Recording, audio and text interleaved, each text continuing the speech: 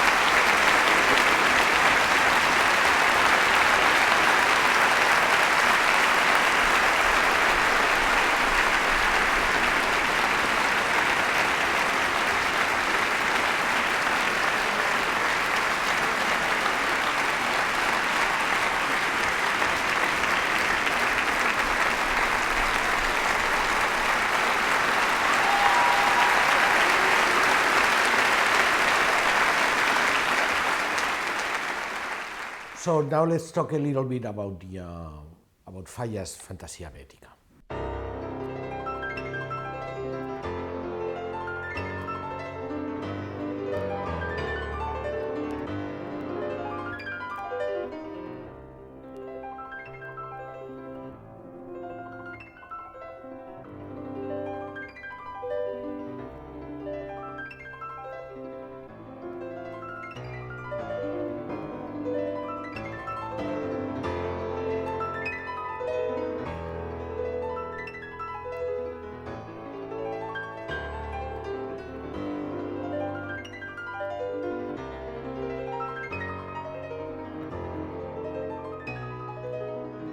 Well, there are several stories about the Baetica that I want to share with you. The first one is why was the Baetica composed, which is something that not everybody knows. So we have to go back to the beginning of Arthur Rubinstein's career, which developed in Spain, actually. He started his concertizing career in Spain.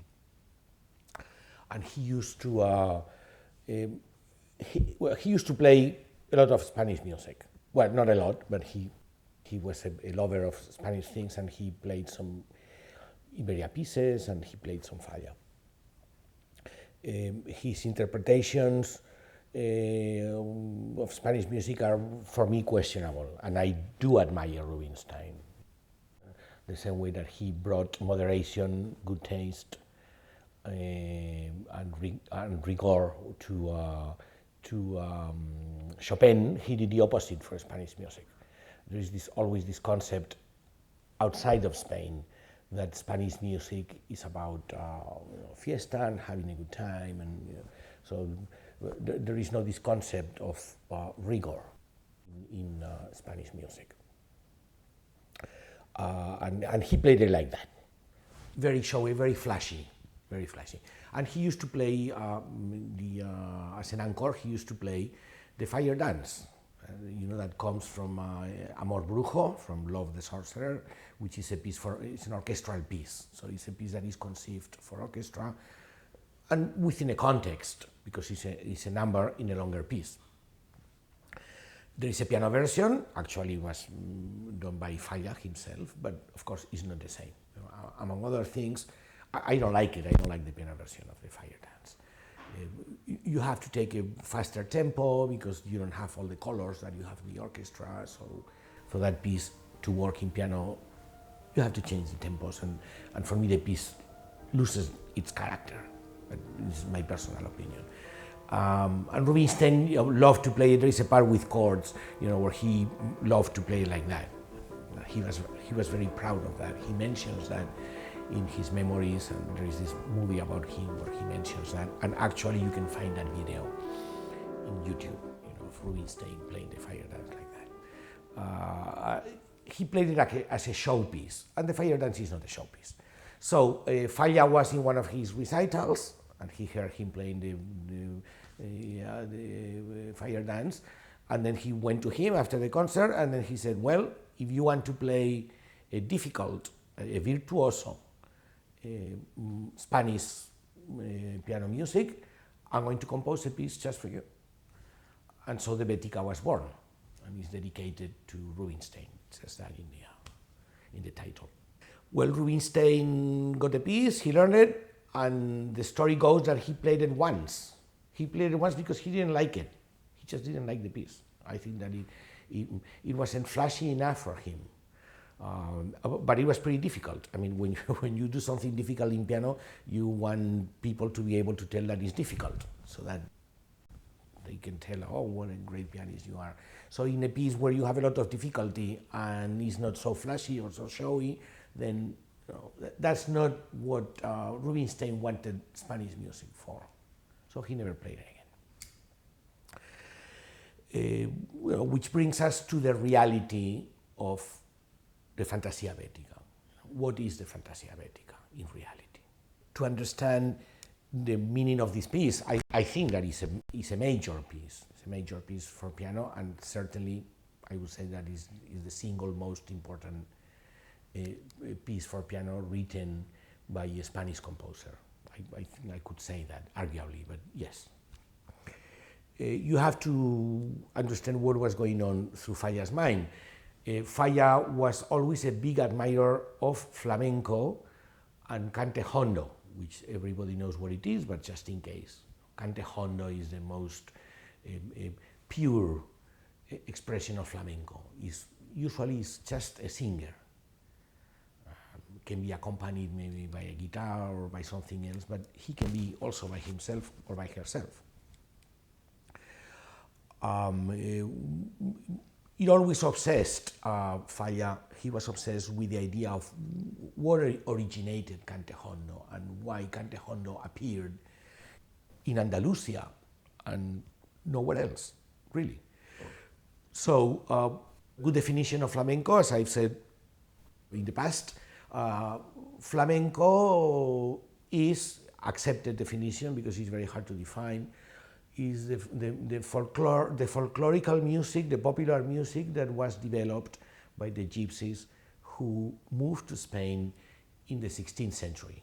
The ones who moved to Andalusia, okay? Which means that gypsies who went to other parts of Spain didn't develop flamenco, let alone gypsies who moved to other parts in Europe. So Falla was obsessed about what was in there, what was in Andalusia, that called the attention of the gypsies and became flamenco, cante hondo flamenco, and as a consequence, Spanish music. Well, we talked about that in my previous video about the nights in the gardens of Spain, where I say pretty much that has this Moorish environment, which is actually what the gypsies who came to Spain found at that point. As you know, Spain was occupied by Arabs, between the 8th and the 15th century, 7 centuries. So in the Nights in the Gardens of Spain, he tries to see how, he tries to show us how the gypsy input mixed up with whatever was already there, mostly Moorish, mostly Arab, to produce Spanish music.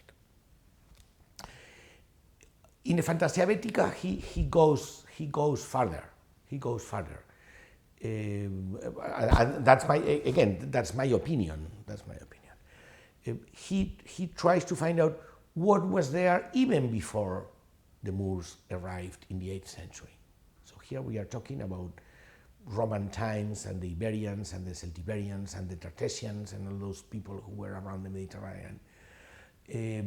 He's talking about that. And for me, proof is the fact that he titled the piece Fantasia Baetica. He used the Latin spelling. Baetica was the name of the Andalusian province in time of the Romans.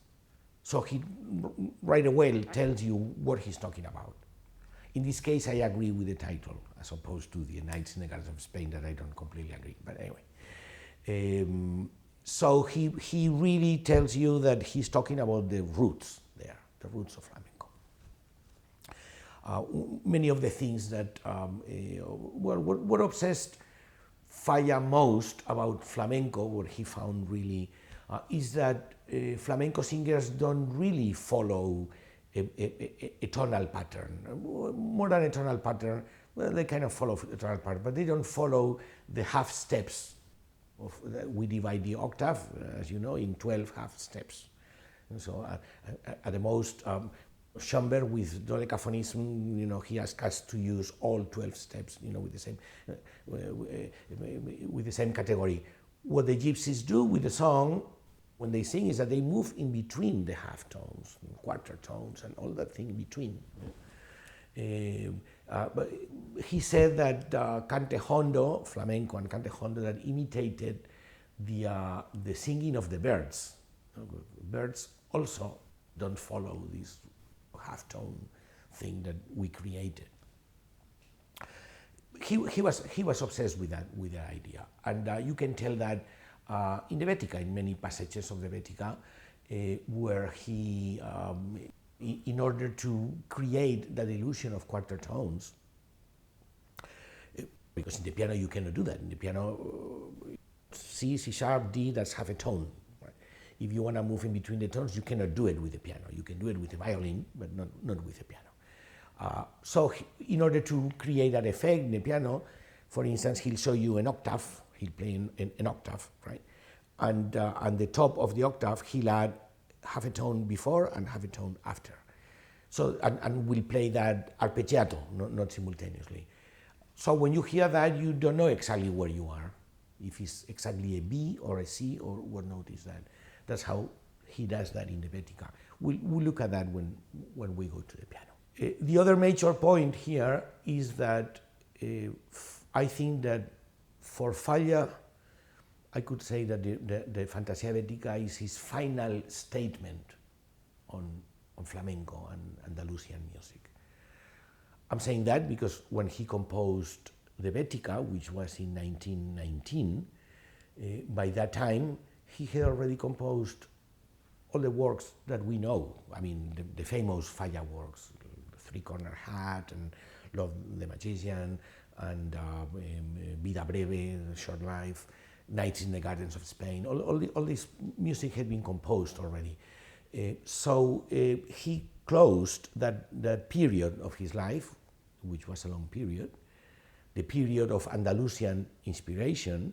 He closed that with the Fantasia Baetica. And after that, he opened a new period in his life where he looks for inspiration in medieval Spain, outside of Andalusia. Okay, so I think that probably the Baetica, the fact that he went so far back in time, maybe he somehow moved his head towards the idea of, researching more in ancient Spanish music.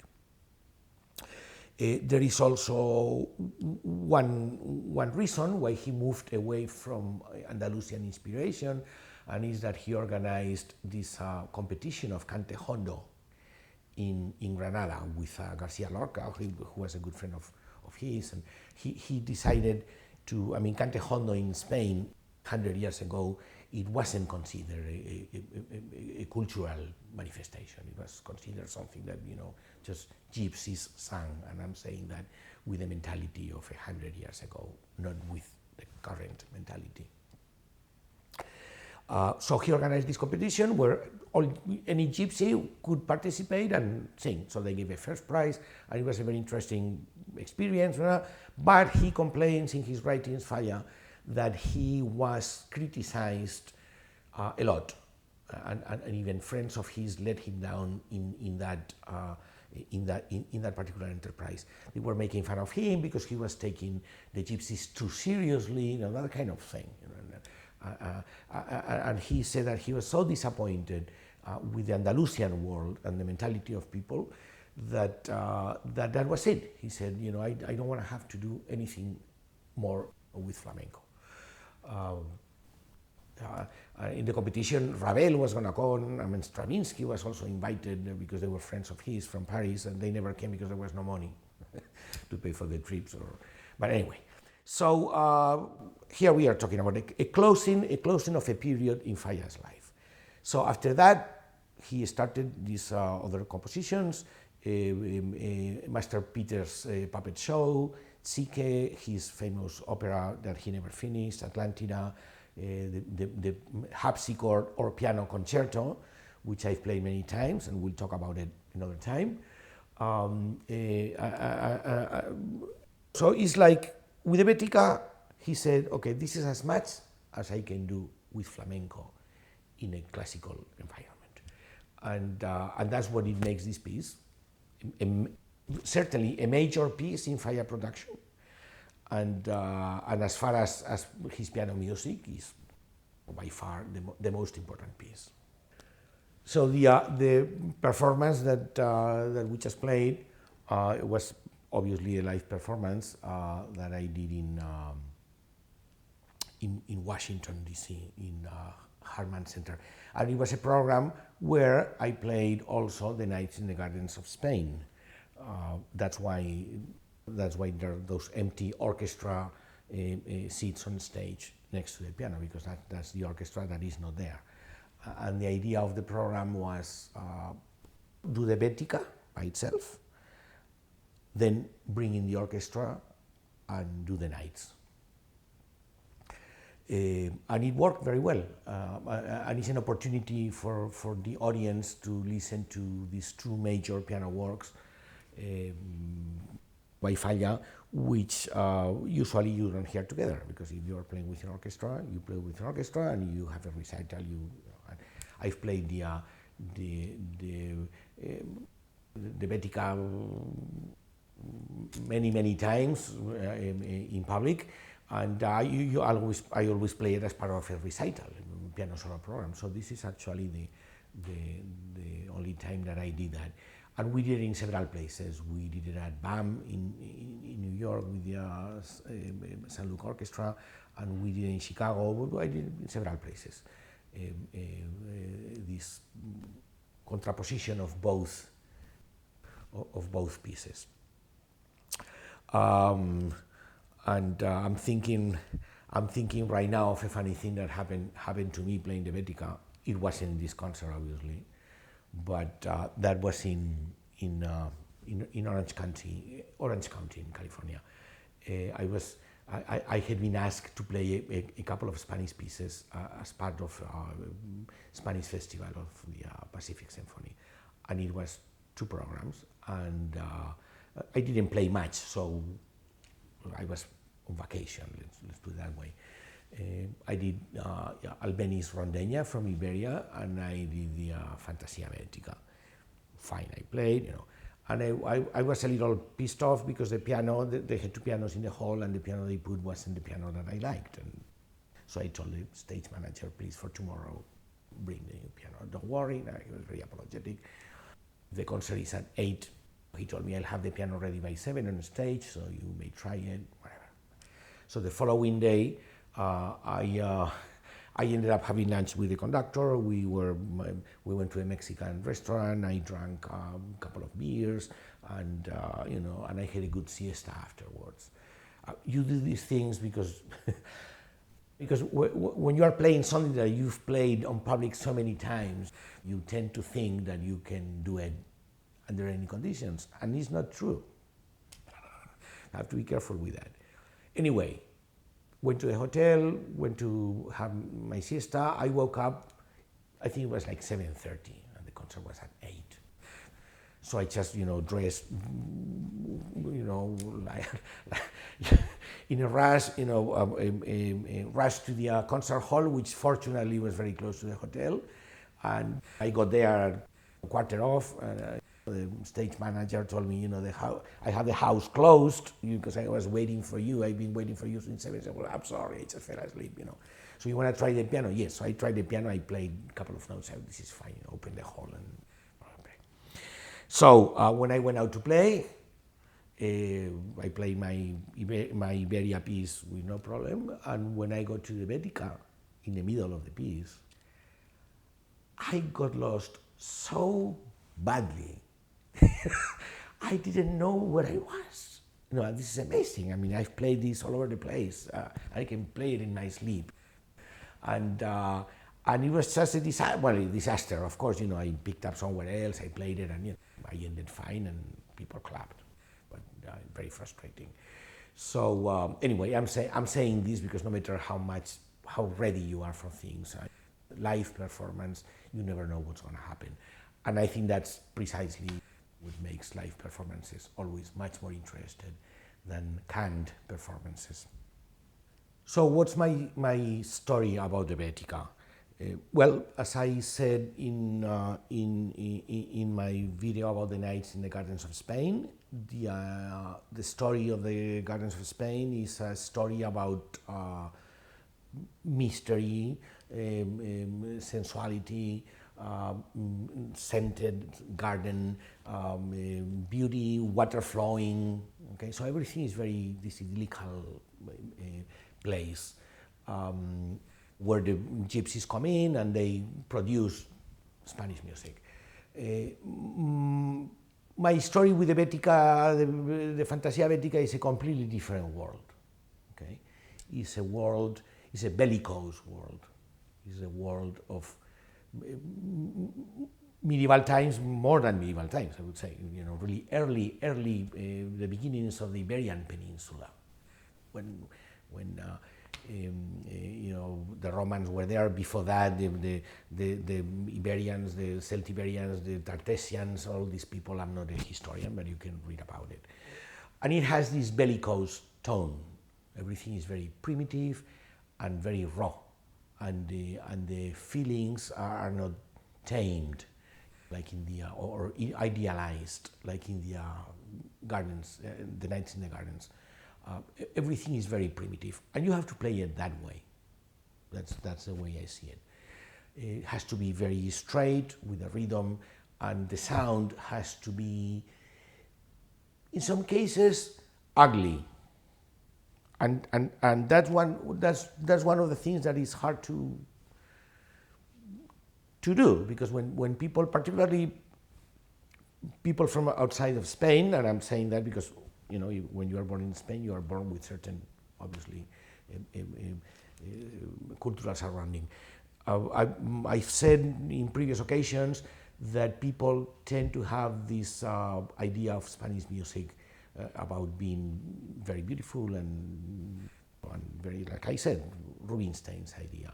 And many people play this piece like that. It's not a piece that is very much played, but some people play it, and I've heard it played by people who are not from Spain, you know, and they play it very well, and no complaints at all. But somehow it's not convincing. I'm talking. I'm sure that there are exceptions everywhere, but I'm talking about the rule, or what I've heard, my experience in listening to the Baetica, because they try to make it too beautiful. Spanish music, the gypsies, flamenco. So wow, they try to give all these colors, these fiesta colors and all that. And the Baetica is none of that, really. It's about warriors, about tribes, and about very raw feelings, and that is the aesthetic of the Baetica in my story. So I play it like that, and as I always say, you know, you can talk to another pianist who is going to tell you the opposite. Fine, that is his or her opinion, but this is my opinion, and I'm always very consistent with my ideas, or I try to be, and this is the way I play the piece. So we can go and take a look at some passages, so you understand exactly what I mean. So, as I said earlier, I want to point out the fact that Falla is using very similar themes in both pieces, in the Fantasia Baetica and in the Nights of the Garden of Spain, but they are treated in a completely different way. So, as we said, the Nights are like, you know, peacefulness, mystery, very sensual, at some point, you know, all this flow of water, very flexible sound. You know, that's the whole thing about the Nights. And whereas in the Baetica is a much more raw treatment. As I said, it's a very more primitive music, I would say. He's making the point of doing that. So, for instance, let's talk about examples here. You know, the initial theme in the Nights, right, which is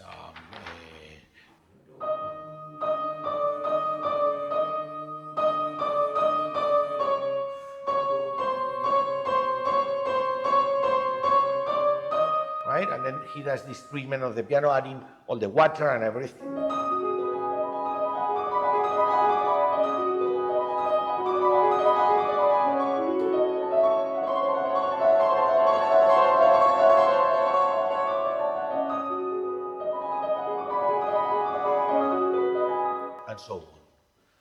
Whereas the initial theme in the Fantasia Baetica, the theme similar.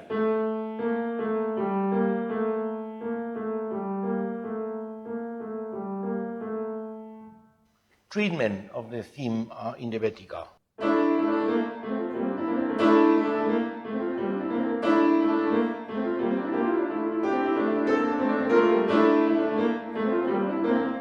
Okay, nothing to do. This is wild. The Baetica is wild. And it has to be played that way. You have all these staccatos, all these accents, nothing to do with the nights. More similar things, I mean, you can find them easily. For instance, what we called the sensual theme in the nights, which is introduced by the orchestra and finally played in the piano in the solo.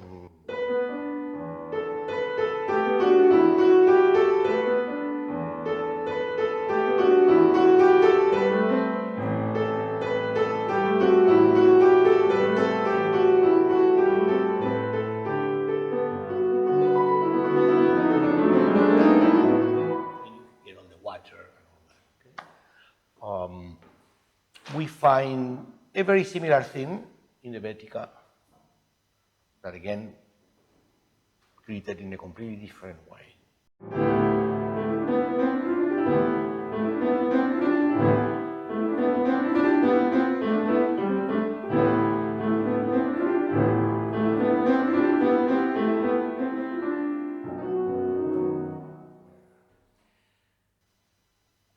Completely different character. And you know, and the writing, if you listen at the notes slowly, you know, beginning with harmonies,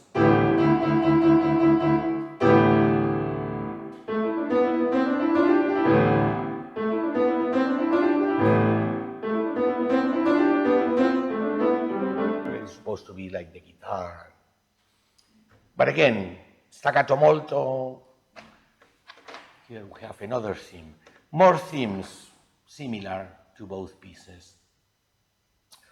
For instance, what we called the gypsy theme in the second movement of the Nights, okay, which is also, let me find it here. This.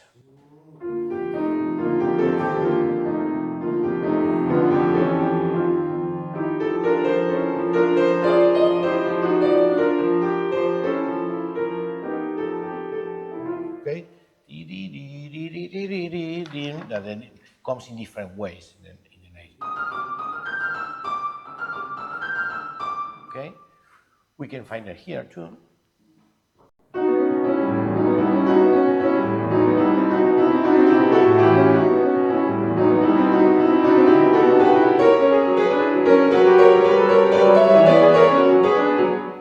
This is the part in the Baetica where it gets more and more intense. So he uses the theme in the nights, you know, to bring it together, you know, to put it together with the Moorish themes. And here he uses that theme to send us to one of the important parts of this piece, which is the cante jondo part. Okay, I was saying earlier that he tries to imitate the sound of the human voice, of the, you know, the gypsy voice, you know, by mixing all these different, you know, dissonances. Okay, that is my dog barking. Okay, here, for instance.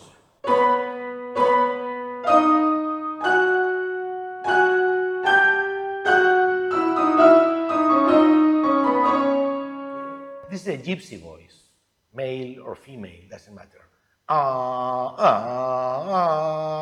cannot do it. You have to be a cantaor to do that properly. Okay, but it's this breaking of the voice. How does he get that? Well, this would be octaves, and he adds the grace note. He adds. This is two semitones, one full tone above the B, and this is half tone. Okay, so we put them together and it sounds like this. But they both, lead us to the B, which is the main note. There we go. If I play this slowly,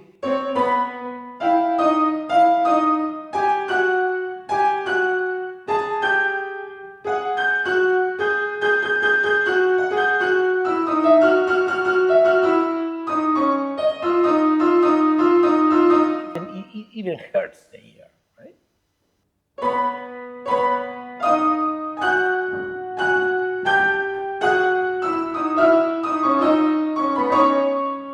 But it gets. So this is the idea. He's imitating the gypsy sound here, in this part I have a story about this part because I have some disagreement with Larrocha's version. I do have big admiration for her, no question about it, because she's the person who brought, common sense to Spanish music. She plays Spanish music the way it has to be played, meaning that very strict rhythms and colors, and as opposed to what people do, which is try to make it nice, so she's the one who brought that into the Spanish repertoire, and I have big admiration for her, of course. And we had a relationship. We weren't close friends, but we had a relationship, and we were together at the New York International Keyboard Festival, where I was participating there for several years in a row. That was a long time ago. And she came as a guest one year, and we talked, and one day I told him, listen, Doña Alicia, because I always call them Doña Alicia, because people like to call them Alicia. I think that's out of respect. She's a very, very respectful lady. I said, Doña Alicia, I have some questions regarding the Fantasia Baetica that I'd like to discuss with you. And they said, well, great, come to my classroom tomorrow, whatever time. And she said, because also, the Falla Foundation in Granada, they just sent me this facsimile of the manuscript. And so we can look at that if you want. So, well, very interesting, I'll be there. The following day was raining cats and dogs in New York. It was horrible. And when I got to the school, they told me, go to, Larrocha's room because she's asking for you. I went there, and then she said, what a disaster. I took a cab to come to the school from the hotel, and I left in the cab my wallet, my passport, everything, and my purse, and the Baetica, and the facsimile of the Baetica. Well, anyway, so we called the company, we tried. I don't think she ever got that back. But anyway, we didn't have the manuscript, which was interesting. Well, my question to her, so after her lesson, we stayed talking, and to people around, because there were people in the classroom were all wondering what the hell both of us had to discuss about the Baetica, and of course we did it in Spanish, but people could follow. My question was, in this part, as I'm saying, okay, when you get here,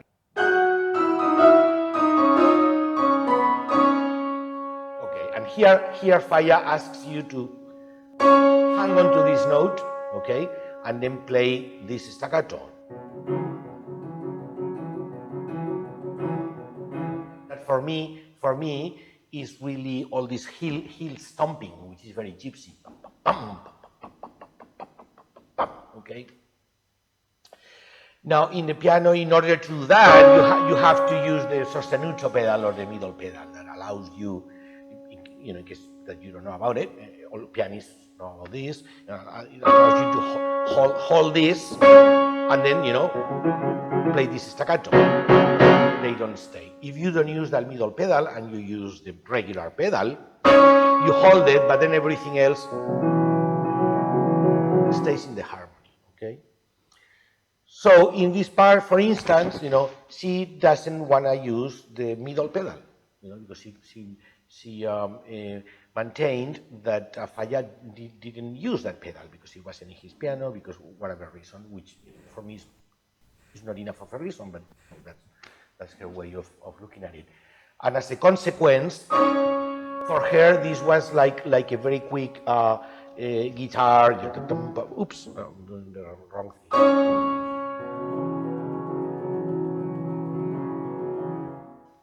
thing. By the way, there was this Japanese student at the festival, at the course, who wanted to play the Fantasia Baetica for Larrocha. And of course, if we are in a festival and Mrs. Larrocha and myself, obviously, she's the important one. That's evident. So she wanted to play it for me before, like saying, well, this guy can give me some ideas of how to play it properly, and then I do better with Alicia de Larrocha. Poor girl. So she played this for me, and then I told her this thing about the pedal and about the sound, and I said, well, this is the way it has to sound, this is the way it's written, blah, blah, blah, blah. And I made her introduce the sostenuto pedal in that passage, which she did, because these people have an ability, all these students, all these young students, they have this ability to change things like that, and it's just amazing. So the following day she was using the middle pedal for the section. Not very convincingly, because you don't have time to adjust, but she did it. So when she and I was at the lesson that she had with Doña Alicia, because she wanted me to be there to translate. When she got to that part and she used the sostenuto pedal, Alicia de Larrocha said, "Oh no, don't use that pedal, blah blah blah." And the poor girl looked at me, like saying, "It's all your fault. I wasn't using the pedal." So it was a little embarrassing. But anyway, the point about this is that never take anybody's word for granted, even mine. I explain you my ideas, and somebody else will explain you, his or her ideas. In most cases, your musical ideas or what you want to do in the instrument is, well, not limited, but is conditioned by what you can actually do. Sometimes you have this idea that is very pure, but you cannot do it in the piano because you cannot do it physically. So you try to find a way that you can do and still follows your musical. Sometimes it's the other way around. Sometimes you understand the musical idea of a passage, and then when you start working and you see all the difficulties, then you find the musical idea. So there is nothing written about this. You can do whatever you want. But this was a major point of disagreement, because if you do it the way I do it, which is keeping this very very stiff,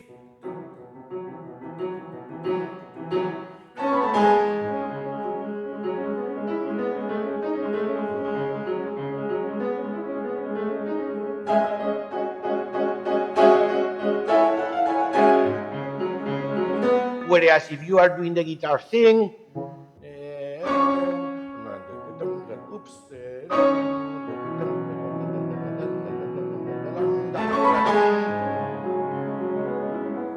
you lose some of the rhythm. So what I'm trying to say with this is that when you are interpreting a piece of music, there is so much that you can choose from. And I always say, for me, a piece of music, what a composer writes, he's giving you a volume of sound, but he is presenting that to you in 2 dimensions, which is a piece of paper. And what you have written here is the basics, really, is the basics. And you have to build a sound volume here, a volume made out of sound and different colors and different intensities, and that is your craft as a pianist. You have to rebuild that. And so, of course, in that rebuilding, or in that, you can do, well, it's not that you can do whatever you want. As a matter of fact, in my case, I look for the directions. The directions are in here.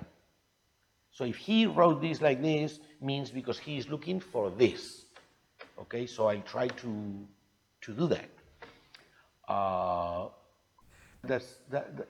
That's always my approach, and my approach also is that volume of sound that you are creating when you play a piece of music, it changes according where you are.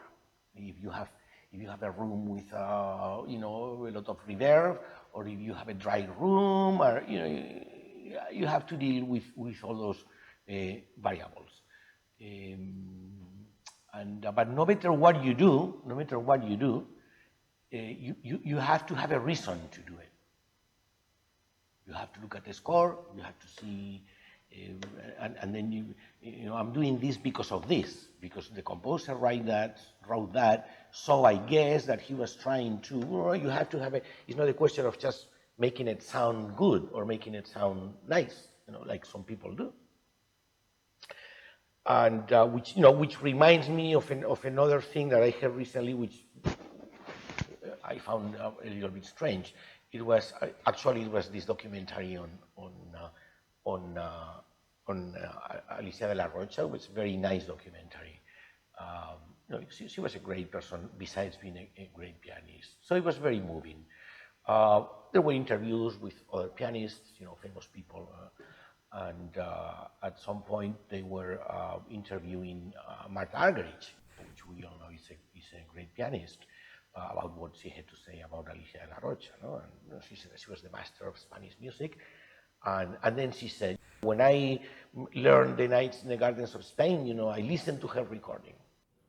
And that is something that it took me a little, because for instance, I don't listen to anybody's recordings when I'm learning a piece.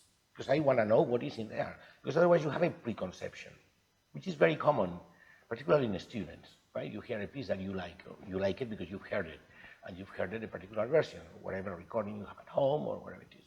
So you already have a preconception of where you want to go, and you just start learning the piece so that it will sound like your favorite recording. But look at the score, and see what it says there, because you have no idea why that person is doing that in that particular way. Because there are many reasons why this person is playing this piece in this particular way. And you have to do all that work yourself in order to put the piece of music together. Otherwise, would be as you look at the picture of a big cathedral or a big building, and you say, oh, what a beautiful cathedral. I'm going to make one like that, without knowing architecture. So you start, do the same, and of course the whole thing falls down, because you don't have a clue of what you are doing. There is all these things underneath and inside, that is what keeps the cathedral together. And then within those limitations, you make this thing more beautiful or less beautiful.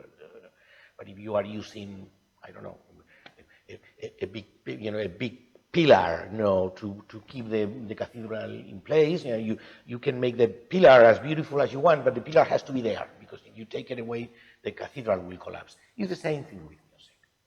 I mean, music has to have a structure, and it has to work. So, sorry about this digression, but it happens to me sometimes when I'm thinking about music. More about the Fantasia Baetica. Well, there is this part here that gets really, really very bellicose, as I said, very warrior-like. The equivalent in the Nights, for instance, is the part where there is this big thing between the piano and orchestra.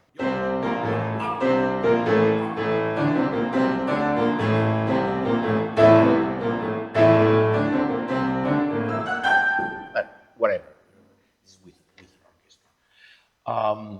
So here you can already see, in the Nights, you can already see that there is some bellicose part. This is, of course, in the third movement. It's not in the initial garden anymore. Here, it is even wilder in the Baetica. It's even wilder. Because once you finish that part that I just played,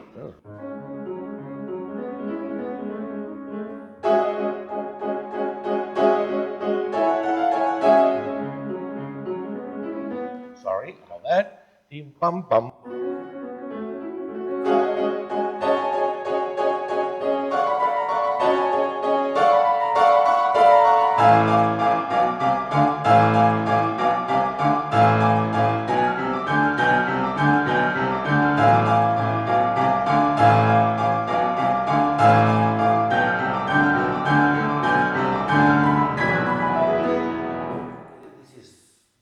Pretty wide. So this is what reminds me of pre-Roman times, and this is not medieval. This is like, you know, like all these wild tribes and fighting in the, so part of the history of Spain, I suppose. This is the way that Falla looks at it. That's what I'm saying, that that in the Baetica, Falla goes down deep into the roots of flamenco, and he bypasses the concept of the nights, which were conceived 10 years earlier. Right? In the nights, he's trying to give us that everything that was there in Spain in the 15th century was due to the Moors and the Jewish and the Christians who lived there and all that. He's going beyond the Arab influence of the previous 700 years, and he's invoking more primitive people. The Iberians, the Tartessians, the Carthaginians, all these people who you can read in history books. I'm not a historian. Okay, and then here we have, there is an intermezzo, which is an andantino, that is between, you know, the Baetica is, you know, A, B, A. Okay, so the B part is the slow part. And here he's using the same concept that he's using in the nights. And it's funny because it also comes after the big explosion, the big bellicose part, that comes this theme.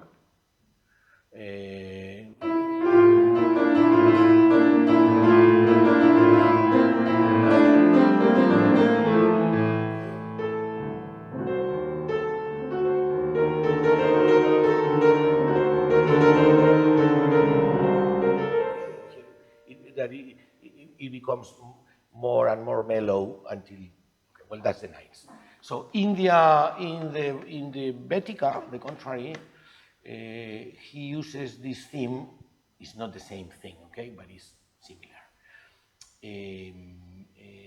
Already in a very intimate manner, which really contrasts with what came earlier, which is this big explosion of wars and all that. And you have this, which sounds really very, very, very gypsy. And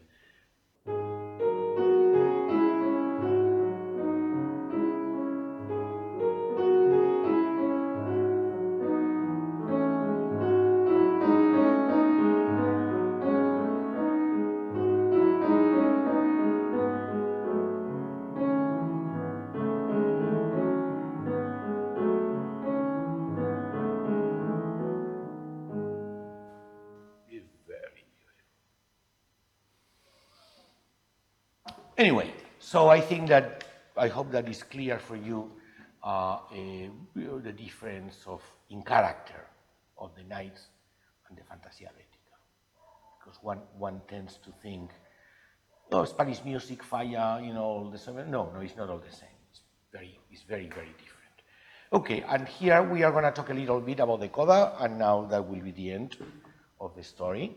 The Rubinstein coda that I talked earlier, you know, that he said that the coda is the end of a piece, you know, for those of you who don't know, that he said that it didn't work, okay.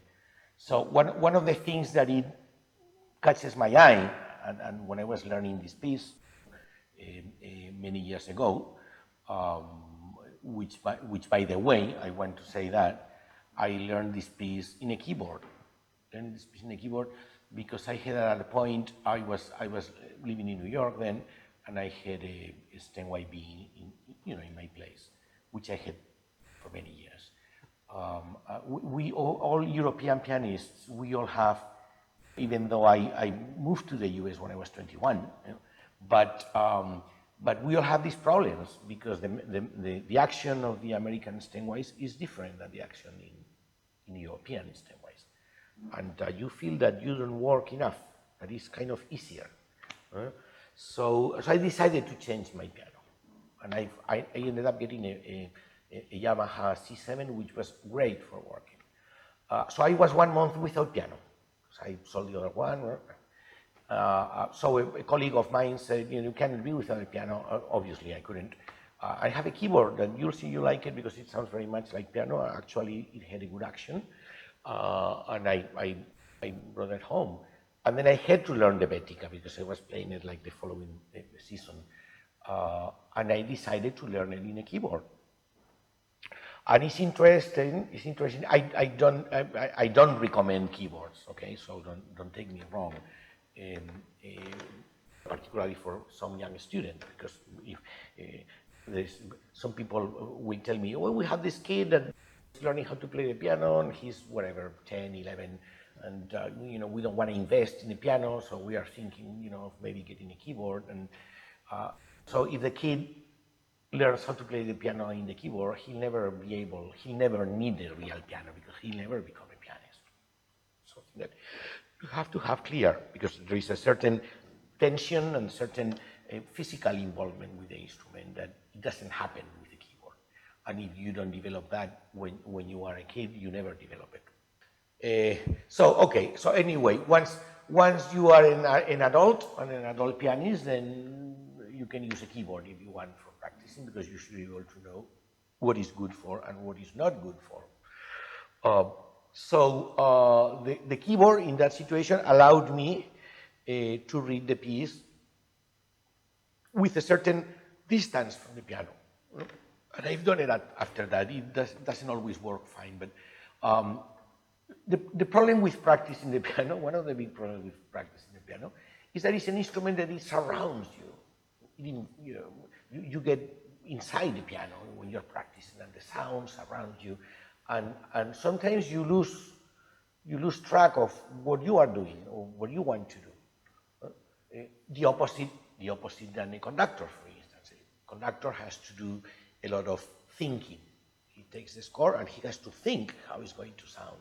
So it allows him to do a more cerebral work, a work that is more, and we pianists tend to be too physical. So there is a middle point there. When you are using a keyboard, it's like you are building a model of the piece. It's not the real thing, it's just a model. And you test things, but you know that it's not going to be quite the same. So you are imagining colors of sounds, you are imagining fingerings. You say, well, this fingering works here, but when I'm in the piano, that is harder. I don't know if this is going to work, but it makes you think in an abstract manner, as opposed to a thinking that is always connected to the piano. So you end up with an idea of the piece that is more objective, perhaps, or closer to your ideals, since you are not dragged by the physicality of the piano. So I like the way I learned this piece. I haven't done much work with the keyboard after that. I tried. Well, we can talk about this another day. Okay, this was just to give you some insights about what is good and what is bad about playing the piano. Anyway, I think that we have left the coda for the piece, for the Fantasia Baetica, that I talked about earlier, because Rubinstein used to say that this coda didn't work, okay? And I don't know how he played it, because he didn't record it, and he only played it once, as I said, but I'm sure that he was playing it too fast. I can already think of that. And Falla must have been aware that that would be the tendency. So that when somebody arrived to the coda, he would think, oh, let's get really fast, because it's typical when you get to the end of the pieces. Think of the famous Chopin codas, the second ballade, the fourth ballade. It gets very brilliant, and we all want to have a brilliant ending, so people will clap and stand up, and I'm talking about all these pianist thoughts, okay, which are not necessarily a sign of good musicianship. So in the coda, he writes in tempo. I mean, in tempo is not something that you write very often in music. You usually write a tempo, because maybe there is a retard before, or a stringendo or whatever, and when you say a tempo, means go back to the tempo. If you were going faster, go slowly. If you go slowly, go back to the tempo. But when you say in tempo, the idea that I get is play in the right tempo, meaning don't rush. Play in tempo, as opposed to play out of tempo, which would be rushing. So you already have the first clue there from Falla of what he wants to get from the coda. And actually, this coda, if you don't rush it, is very powerful. It's very powerful. I'm going to play a little bit, okay?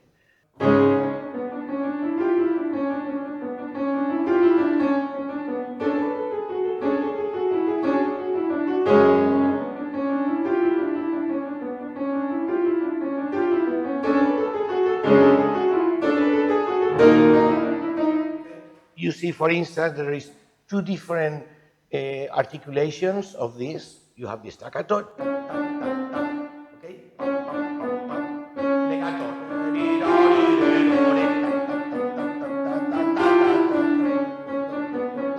If you are playing this too fast, you cannot tell the difference. It's not so, and it doesn't work because it loses all the strength, because there aren't that many notes there. There are a few notes, right? But they have to be played very precisely, and they have to be played in tempo. And if you do this in tempo and precisely, then you build up all this ending, which I think is magnificent. And then you get here to a part which I'm sure that this is what bothered Rubinstein, because you have here a type of measure which you never see around. We are in a 6/8, I think it's a 6/8. Yeah, this is a 6/8. And suddenly you change to a 10/16. For those of you who know music, 10/16 is unknown. He just made it up. How do you play a 10/16? Do you divide it in 2, in 3, 2 or 5 each? Anyway. So if we are not playing the tempo clearly when we are in the 6/8, which is very obvious, 6/8 is 1, 2, 3, 1, 2, 3, 1, 2, 3, 1, 2, 3. If we are doing that strictly in tempo, so when you get to the 1/16, you can make a difference. People can hear that here we are missing something here. We are missing something. Okay. This is the kind of thing that this thing has to be kept under control. And also the ending is very, it's hard.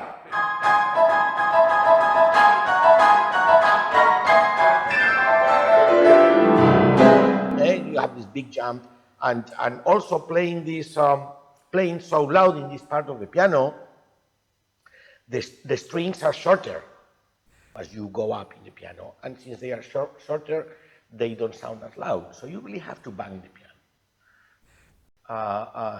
and you can even hear the harmonies properly. In this piano, you can hear the harmonies when you are playing loud here, because this is a very special piano. We'll talk about it another day. But usually, you don't even hear the harmonies. Anyway, for a number of reasons, probably because he wasn't being very strict with the tempo, Rubinstein didn't like this ending. So the idea of learning a piece that is a 25-page piece with very difficult passages in there, because there are parts which are very hard to play, with an ugly sound, because as I said, the